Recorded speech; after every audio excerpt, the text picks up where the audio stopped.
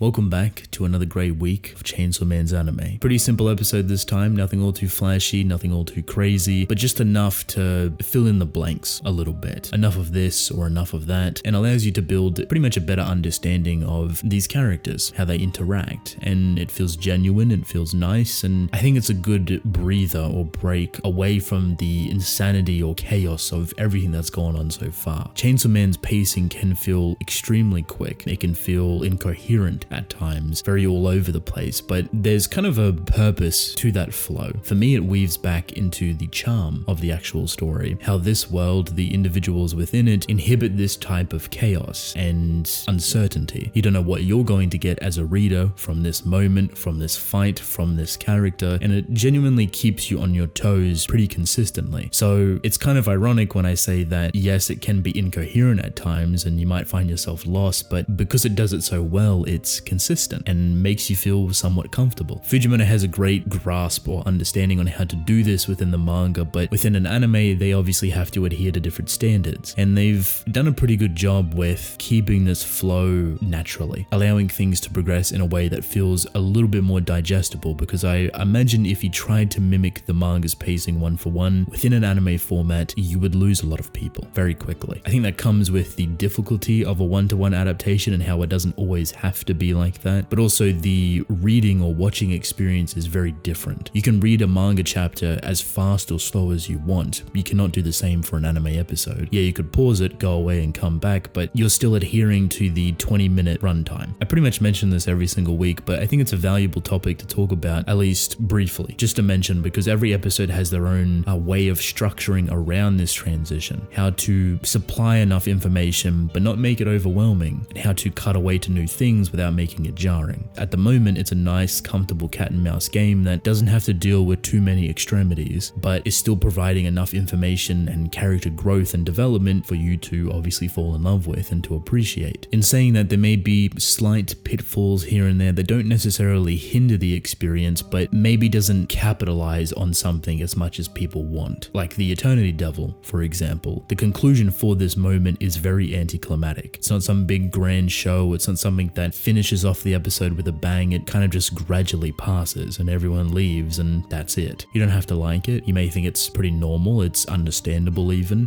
but there is a charm to this. And depending on how you view Fujimoto's works or how you view this anime even, your response to these type of things that you would normally expect to be bigger and grander may actually be perceived or recognized from a moment to moment level. It might sound really confusing when I put it like that. So good moment doesn't have to have big crazy climatic ending. Sometimes it can just cut itself short and lead into something else rather rapidly, or get spliced with something else. It's very contextual, dependent on the situation. You'll see it more throughout the season, I'd imagine, especially season 2, whenever they get around to that, because there's a lot of things that go on. And I think I would say that this first episode is kind of the first look at jumping between different moments that are all pretty much equally valuable in some way. Naturally, because of the nature of the show, people lean more towards a very climatic fight, when in reality, the climax is kind of between Denji and Himeno, and that's not even necessarily a pun. Before I even talk about anything else, I want to mention the ending. I love it. It's so creative, very 90s, early 2000s, PS2 type era graphics with the RPG Pokemon text bubble that pops up. Very fun and lovable and just has a whole lot of charm to it. There was something a little bit problematic within here I've seen a bunch of people mention, and I'm not too sure how I feel about it. There's a split frame, like a couple of seconds, of a very, I would say, famous art piece of Makima. It's fan art, of course, and it's very recognizable. It's the pose, the design itself, the composition. It's a very beautiful piece of artwork. They replicated that within the ending for a couple of seconds, and it's pretty much identical. I'm not too sure how a lot of you feel about that, if it should be credited towards that fan artist. Realistically, I think it should be, just somewhere in the credits, or even just ask for approval. But then if you kind of jump into the legalities of it, that artist obviously doesn't own the rights to Makima. So at this point, it's like, do you have a spine? Do you have this ethical nature? Or are you trying to go through the legal jargon of things? For how inspired, passionate, and creative this anime is trying to be, I think it would have been nice if they asked for approval, or even just gave that artist that done that piece a little credit section or a little tag on those frames. I'm not too sure how the artist feels about it. It could just be this team paying respect and homage to this pretty iconic artwork of Makima. So I'm not entirely too sure, so please let me know your thoughts. I really enjoyed the drinking, the outings, the antics that come with everything. This is the episode that's disgusting. It's memorable. It's kind of iconic within the Chainsaw Man community because it was just the first eye-opening thing that was like, wait, whoa, hold on. Is this really happening? And the manga does a great job in visually depicting this because it's just outright horrendous. Vomit going into an individual's mouth while they're making out. Disgusting. The anime censors this quite heavily, but you still get this overly detailed expression from both Himeno and Denji, and the interaction itself, it still just makes it like a grimy scene. It's splendid in design, and it's very purposeful that they kind of slowly lead up to it very calmly, nonchalantly, playing around with the idea, all of these characters having fun and interacting in a table, and for once, it feels really genuine. It feels nice and comfortable within the world, like these characters are meant to belong. Like Denji doesn't just have a chainsaw coming out of his head, or Power is a legitimate devil within a corpse of a human. Everyone's kind of just coexisting. Kobeni pulls up in a cute little outfit, you find out a little bit about her, and Makima ultimately rocks up and she changes the whole playing field as she normally does, because she has this aura and identity about herself that's just extremely intoxicating and overwhelming. That's the point. So she dominates or even cripples a lot of that tension. What was fun and charming is now a little bit murky, a little bit questionable. What helps break up these murky moments is Denji's inner anxiety or his panic attacks. He's freaking out because he's overthinking the situation of wanting to kiss Himeno, but now he doesn't want to do it because Makima's here, but he still wants to do it, obviously. So he's having this crisis, and the expression that he shows is just too lovable. So I think they do nail that iconic scene, but a way they do this really well, and what I would say to be naturally, is they focus on very odd specific things with way too much detail. And you'll notice this slightly leading up to the scene. It might be someone's lips, eyes, expression, just something that has a little bit too much detail than usual, painstakingly so. So when they get that scene, it works. It feels nice. It's great. But then it lingers after that, and I love how it does this because it jumps directly into another scene with Himeno and Denji, where Denji is a little bit all over the place. He's not feeling well, obviously, but he's also a little bit intoxicated by accident. And this is where Denji and Himeno have their little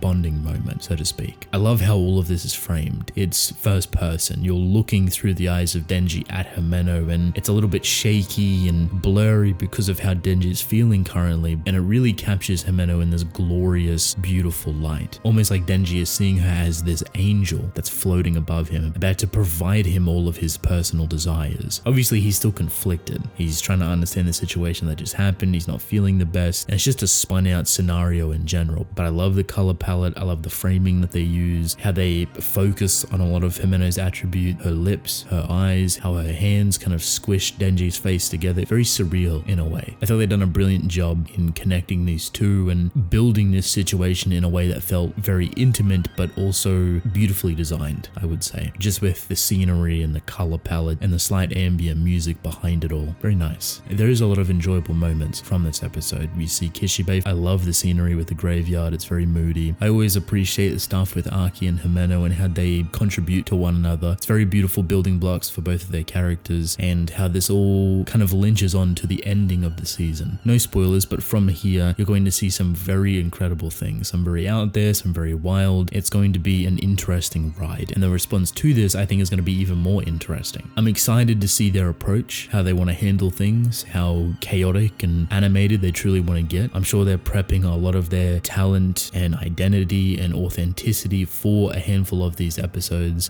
to really shine and outdo everything that you've seen so far. There's moments within there that I believe definitely deserve it, and I think they will do a phenomenal job. This is quite literally the calm before the storm. Very simple episode, but again, fun and enjoyable. But I want to hear your thoughts right now. Some of your favorite moments, scenes, dialogues, etc. Let me know, and thank you.